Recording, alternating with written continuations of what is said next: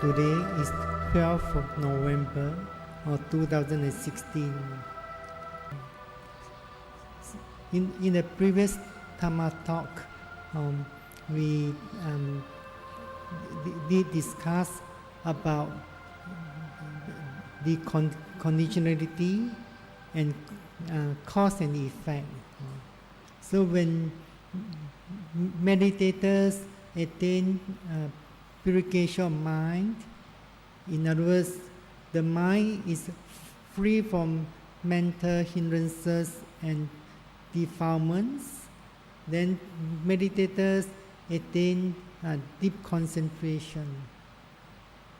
So mindfulness meditators or vipassana meditators would attain Khanika Samadhi or momentary concentration when they have purification of mind. But Samatha meditators or concentration meditators would attain either Upasara Samadhi or access concentration or neighborhood concentration, and Appana Samadhi or Jhana Samadhi or absorption concentrations. So if Samatha meditators wish to attain purification of will, purification by overcoming doubt and so on, they must be able to switch to the practice of mindfulness meditation, vipassana meditation. So at that time, Samatha meditators, like any mindfulness meditators, they have to be mindful of whatever mental states or physical phenomenon that is predominantly arising at that moment as it is. In other words, they have to realize the specific characteristics and the common characteristics of mental and physical phenomena in order to make progress in the next stage of purifications. So mindfulness meditators can only attain one type of concentration, that is Khanika Samadhi or momentary concentration. Why this concentration is known as Khanika Samadhi? It's because at that moment meditators begin to realize the specific characteristics of the mental and physical phenomena clearly. They also realize the conditions of the arisings of the phenomena. They also realizing the three common characteristics of mental and physical phenomena clearly. So when meditators realize the three common characteristics, meditators realize every object is arising and passing away very instantly. So when one object has appeared and disappeared instantly, then there will another object arising. So mindfulness has to take the next object and be concentrate for just a moment, then the next object also disappear instantly. Then when the mindfulness is sharp, meditators also perceive that the mental process of mindfulness or the noting mind is arising dependent on the object. So when the object has disappeared, then that mental process of mindfulness or the noting mind also disappear instantly. Sometimes it seems like almost at the same time disappear with almost at the same time with the disappearance of the object. So when so this concentration, also known as a successive concentration in English, that means the mind can only mindful and concentrate on one object for a moment, then all disappear. Then another object arising, the mindfulness mindful and concentrate on that object also for a moment, then all disappear. So when the concentration becomes successive, not interrupted, then meditators would attain purification of the mind. So the commentaries gives a few simile that experience like a line of ants or a line of sand. For example, if a sandbag was hang on the wooden pole, then you poke a very small hole on that sandbag. Just allow only a grain of sand drop up at each movement. So the grain of sand is dropping very rapidly. So when you do not see it attentively, you may see only a line of sand. But when you look at it attentively, you see one grain of sand dropping one after another. So one grain of the sand and the previous one are not joined together or connected together.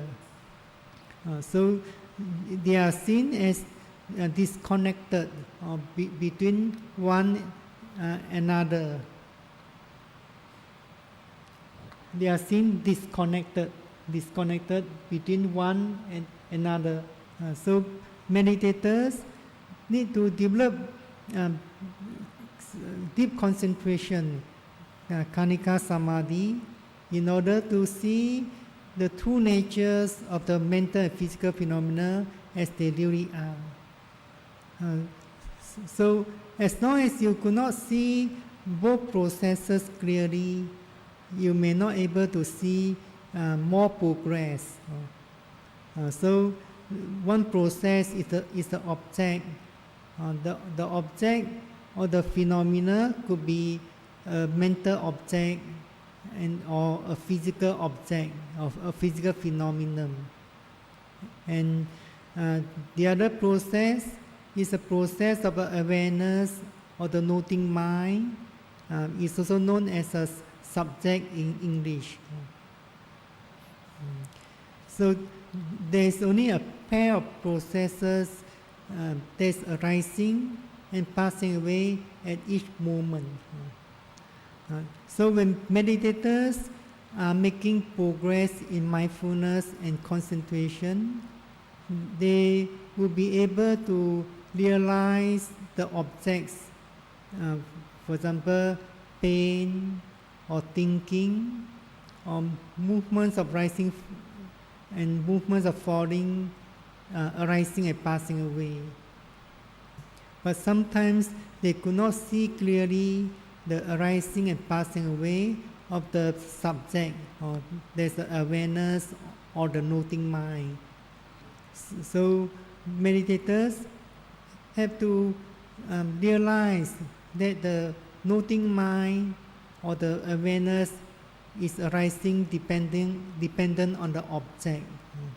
If meditators exercise control over their noting mind or awareness, then they may not be able to realize the true natures of the noting mind or the awareness. The arising of the mind awareness of the noting mind is similar to the arising of the consciousness of hearing, consciousness of smelling, consciousness of seeing, and so on. How do you realize the arising of the consciousness of hearing? So, first, there must be sound or noise or voice that travel to your ear door. The sound can travel to the ear door because there's a space. If this hall is a soundproof hall, then you may not able to hear any sound outside the hall. Then once is endowed with the ear sensitivity, in other words, one is not deaf. One is not deaf. So when all these conditions are met, are you able to prevent the arising of the consciousness of hearing? So when all these conditions are met, are you able to prevent the consciousness of hearing from arising? You cannot prevent the consciousness arising from hearing that sound or the noise. So which one is the cause, which one is the effect? So the sound is the cause, hearing is the effect. So when you're mindful of hearing, which one becomes the cause, which one becomes the effect? Hearing sensation is the cause, and noting hearing is the effect. So hearing consciousness is become a cause, or at first it's the effect, then it become a cause for the arising of your awareness or the noting mind. So these two processes are permanent or impermanent. So they are both are impermanent. So when both processes have passed away, do you think nothing will arise? Another object can arise. So why the next object can arise is because the previous object had disappeared. So in other words, the passing away of the present object, which is arising due to condition, then it also will condition the arising of the next object. So the next object also arising dependent on its conditions. So in that way, meditators may come to realize there's a series of conditions, cause and effect. So in this series of arising and passing away of condition, cause and effect, could you find a self, a being, or person, a soul, in this series of arising and passing away? So there's no self, there's no atta. What you realize is anatta. So when you infer from your direct experience, then you may also understand that in the past there was only a series of condition, cause and effect. So similarly, when you infer from your personal experience, you also come to understand in the future there is also a series of condition, cause and effect that's subject to arising and passing away.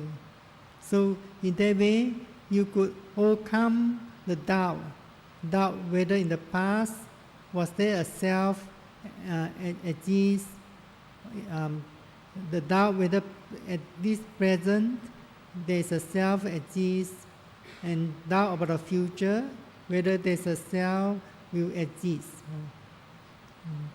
So we have to realize the conditionality of the phenomena well. Everything arising and passing away due to condition. So you want to be free from the cycle of birth and death, or then what should you do? So you have to overcome the conditions. So this evening I shall discuss a short discourse. So this discourse is found in the Salayatana Samyutta Nikaya. So once Venerable Mahakotita asked Venerable Sariputta, is the eye the fetter of forms, or are the forms the fetter of the eye? Then is the ear the fetters of sound, or are sounds the fetter of the ear? So in other words, Venerable Mahakotita asked Venerable Sariputta about these six sense objects, and the six sense door. Are they fetters to each other? So these fetters, like the change. In the ancient times, they used the change or the shaka to change the legs of the prisoners, or so that they cannot run away, so they do not have the freedom to move. So when one has fetters or being chained, then one cannot live freely. One does not have freedom in life. So do you think the forms or the visible objects are the fetter to your eyes, or your eyes is the fetters to the visible objects or the form? So the visible object or the form are not really fetter to you.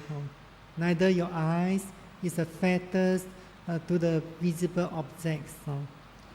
So it is easier to understand by giving a simile. So this simile is about a pair of oxen. A black ox and a white ox were yoked together by a yoke or by a single harness. So have you seen a pair of oxen were yoked together pulling a cart?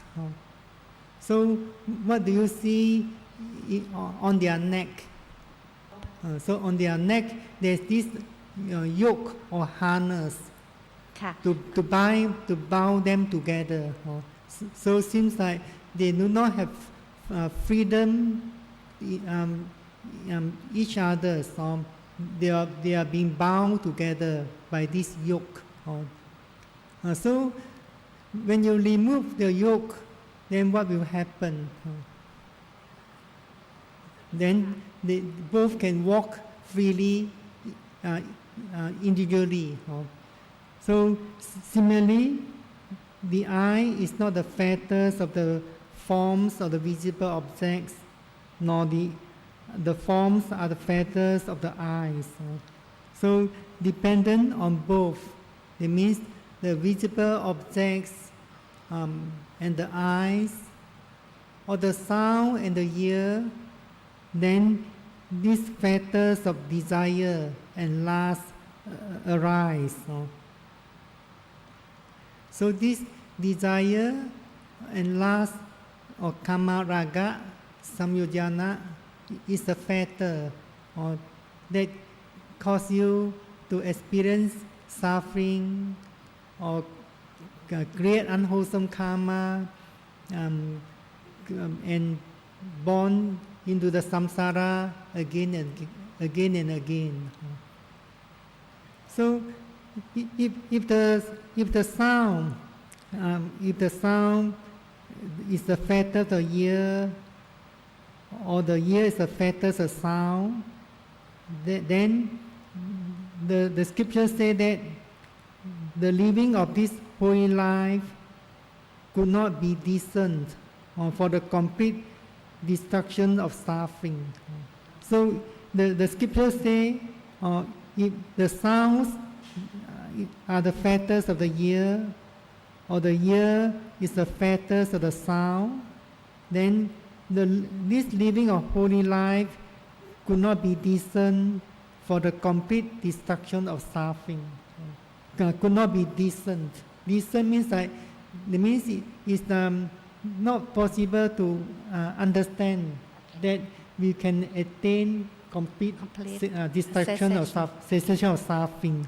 So if you say the eyes is the fetters to the visible object, or the visible object is the fetters to the sound, then in other words, it's impossible to live a holy life in order to attain cessation of suffering.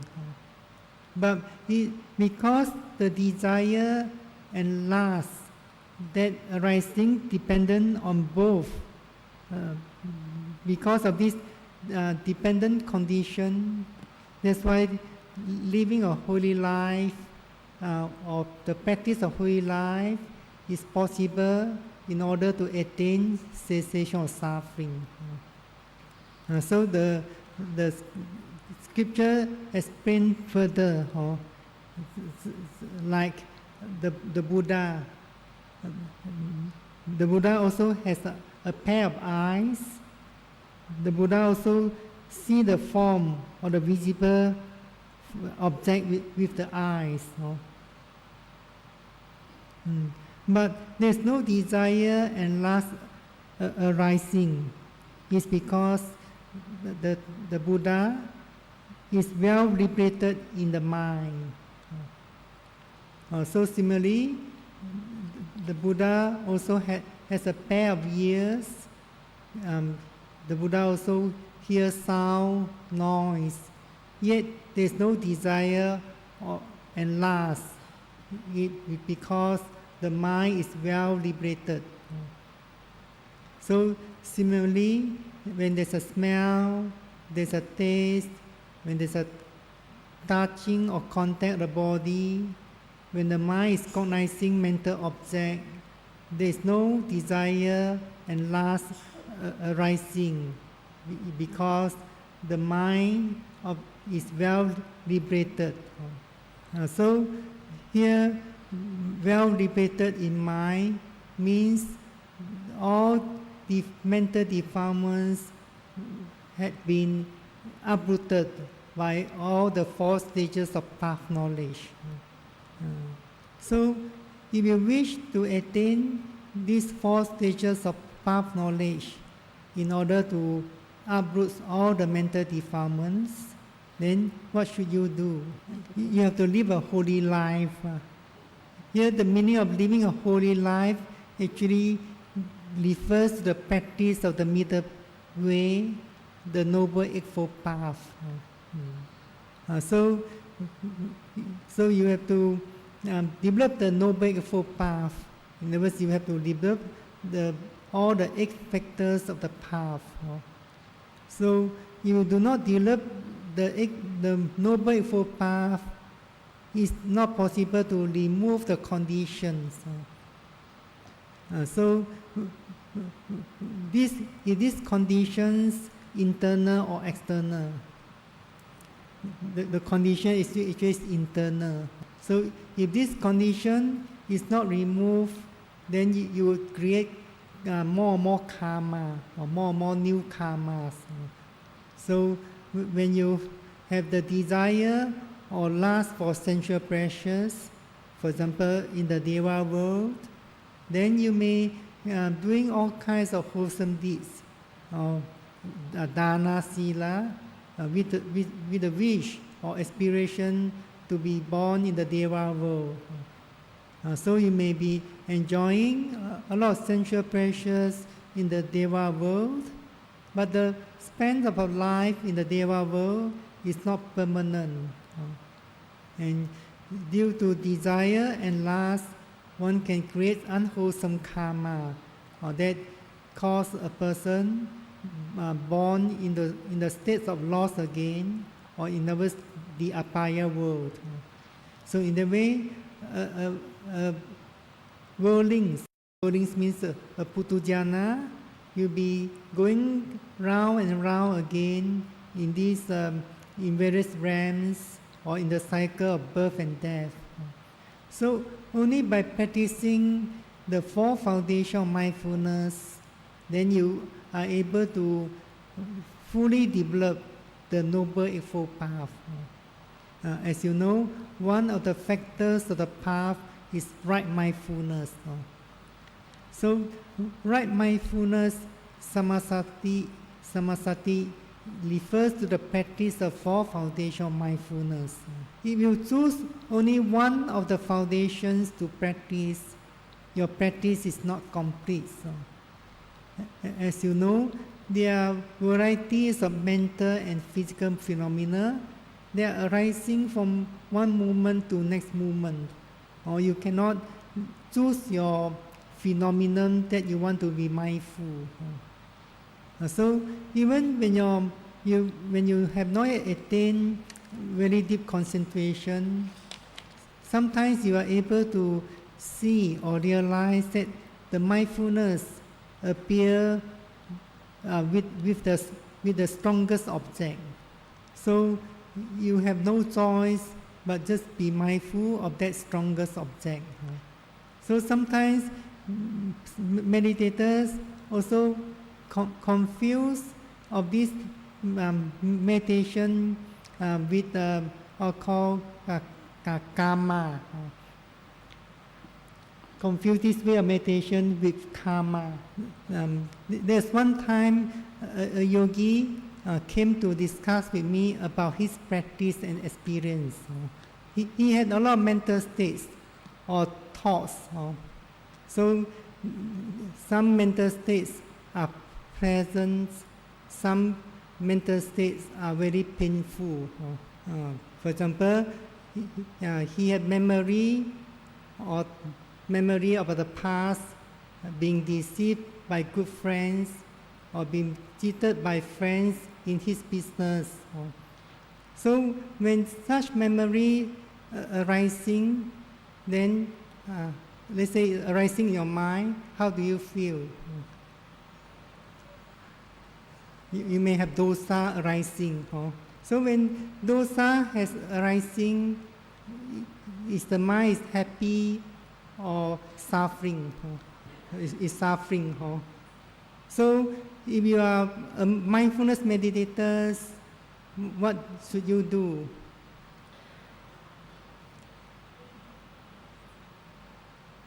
Should you direct your mind to a present thoughts, present memory, or bring the mind back to the movements of dormants, or to your breath and so on? Not thinking. Not the thinking. Mindful of the thinking. If there's anger, then you should mindful no anger, or dosa. But that yogi could not be mindful of the thoughts, and the dosa getting stronger and stronger. So he experienced a lot of suffering in mind. So he decided to direct his mind either back to the breath or to other present objects. So when he could direct the mind back to the breath or to a present object, then dosa disappear. The mind becomes calm, peaceful again. So do you agree with this way of mindfulness practice? No, sir. So you won't agree, Yeah. So if you won't agree, then you know what was his reply. Of course, I wouldn't agree his way of practice. You also wouldn't agree his way of practice. So do you know what was his reaction at the time? So he asked me, don't you know karma? Don't you know karma? You should. Yeah. So his understanding of karma, just like everyone, that means intention is karma. So cetana is translated as volition or intention in English. In other words, you can choose your actions, isn't it? You can choose your actions, what you want to do, isn't it? Cetana means you can choose your actions, your verbal actions, your physical actions, your mental actions. Then he explained further, just like in life, if he's being deceived or cheated in the business, then he can decide what action to be taken, whether to take revenge, destroy the business of enemy, or just stay in equanimity, not to take revenge, and so on. So living in this worldly life, you can choose your actions, isn't it? So when you are deceived or cheated, you may not want to take revenge, or you seek a lawful way, and so on. So he says similarly, when such memory arising, causing dosa to arise, cause her to experience so much suffering in the mind or in the heart. So he also can choose to be mindful or not to be mindful. He can decide to direct the mind to somewhere else or stay with that thoughts.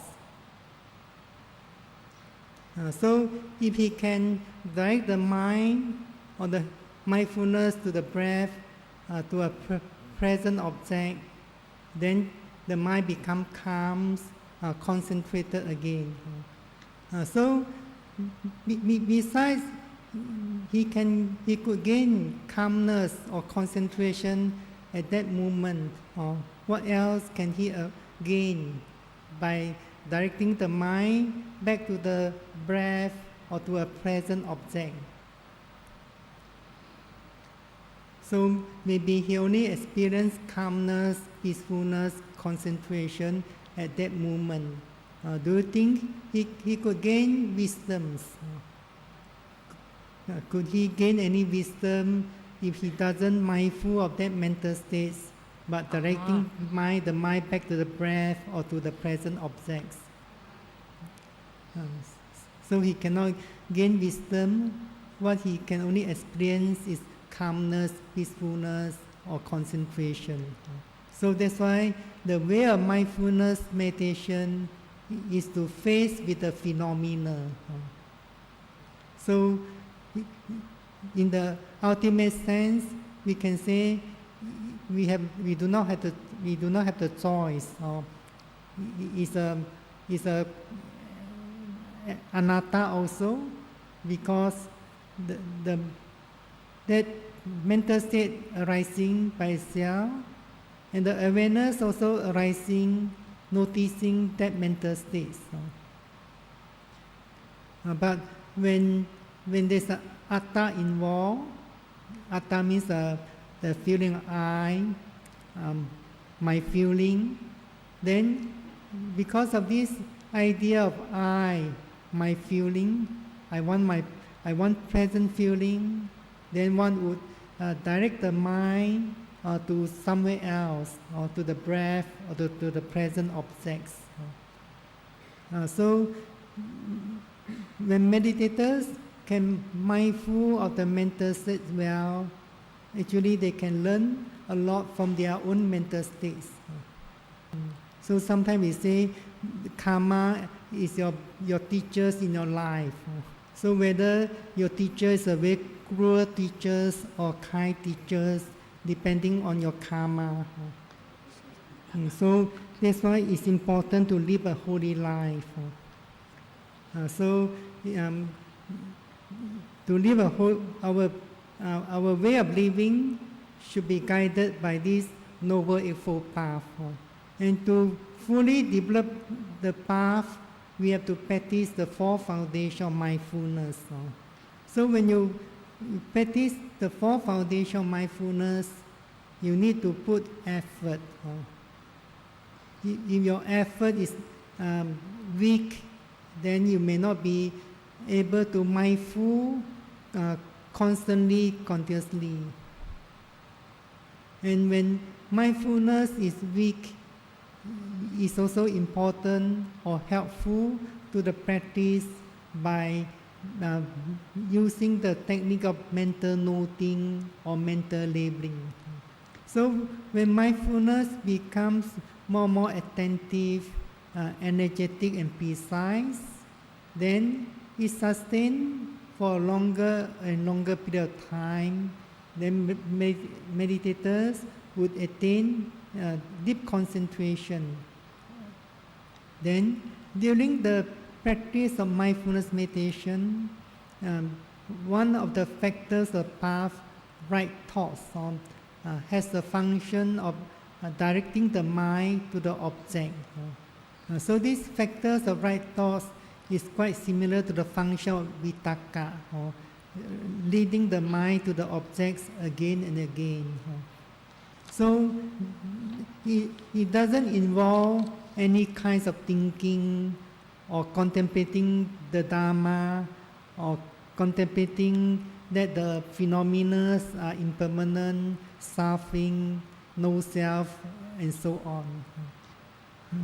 Then at each moment of mindfulness, the factors of right speech or right actions, right livelihood are also fulfilled.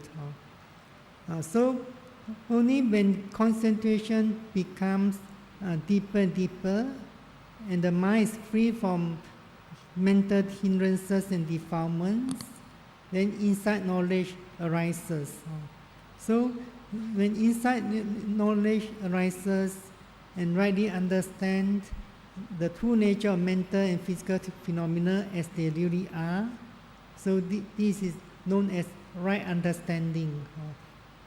But that path is still known as mundane path. As long as mental defilements are not yet uprooted, the path that is practiced is known as mundane path.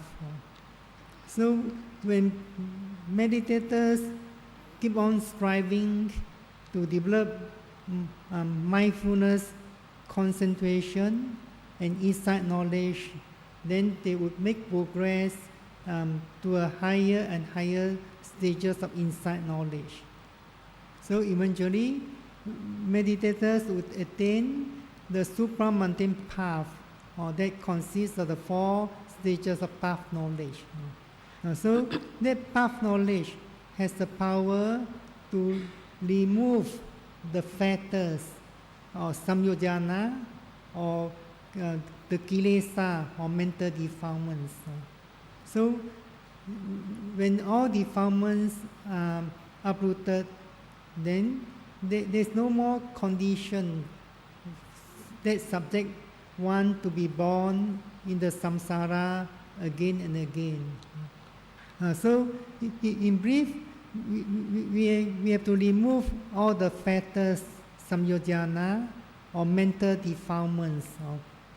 So just to mention briefly about the 3 stages of mental defilements. The first is known as anusaya kilesa.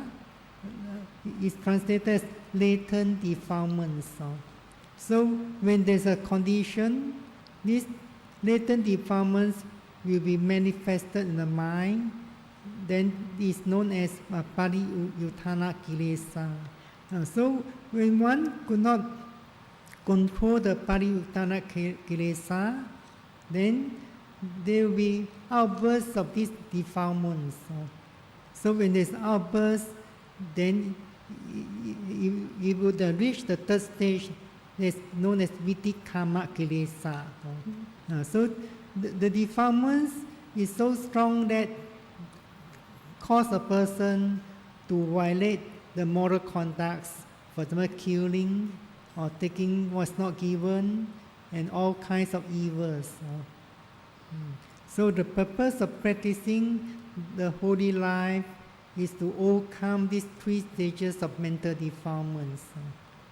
So when you establish the factors of morality, right speech, right actions, right livelihood, then you can prevent the mental defilements from reaching the 3rd stage, or that's vitikkamma kilesa.